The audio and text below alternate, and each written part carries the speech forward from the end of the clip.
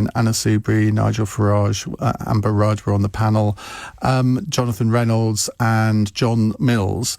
It was quite a spiky affair. We're going to talk to one of the members of the audience now who made a bit of an impact on that programme. Emily Hewertson joins us. She was or is a Conservative Party member, but she says the Tories have lost her support. Emily, why is that?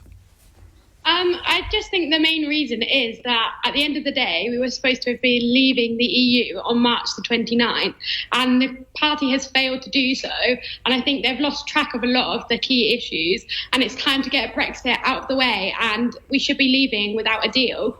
Because the one thing that MPs did agree on is that Article 50 meant that we should be leaving on the 29th of March, regardless of whether we've got a deal, and we didn't have a deal. So we should have left without a deal. Well, you are absolutely right that that's what they did vote, but they also voted later to rule out a no-deal Brexit. And I think that is just so frustrating. The MPs are supposed to represent their constituencies. A lot of the MPs that were in Leave constituencies have repeatedly voted against sort of Brexit motions. And it is so frustrating that we're still in this position when we should have left on the 29th of March.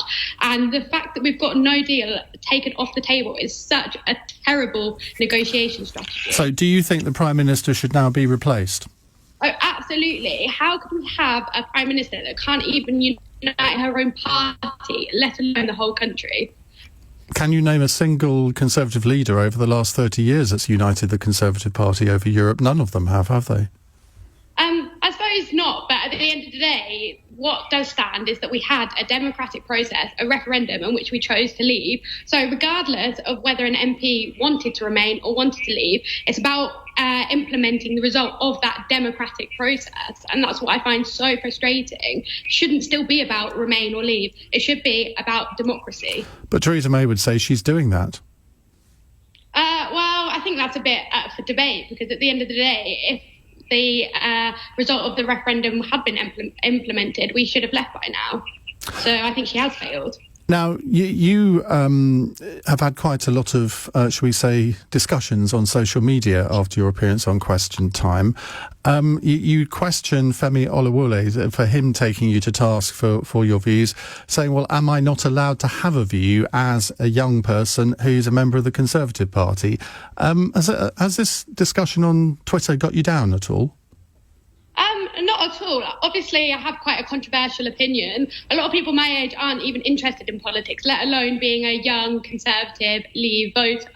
It is definitely a rarity, and I don't tend to feel that I fit the stereotype. But that's why I like to put myself out there. I want to change that stereotype. I think it's so important. And obviously, I have had a lot of negative reaction, but that's to be expected, really. And to be honest, it's provided me with a lot of entertainment, lots of marriage proposals, oh, really? So it's been a bit wild, really. And dare I ask what you've said to those marriage proposals? Well, unfortunately, polygamy isn't legal in the country, so I can't have 10 husbands, unfortunately. So, I've had to decline. So you want to replace Theresa May, who with? Dominic Raab. I think that we do need a strong Leave campaigner.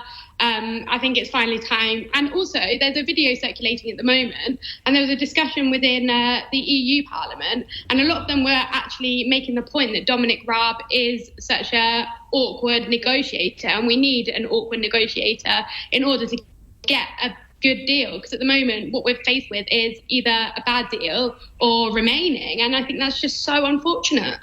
Emily, good to talk to you. Thank you very much indeed.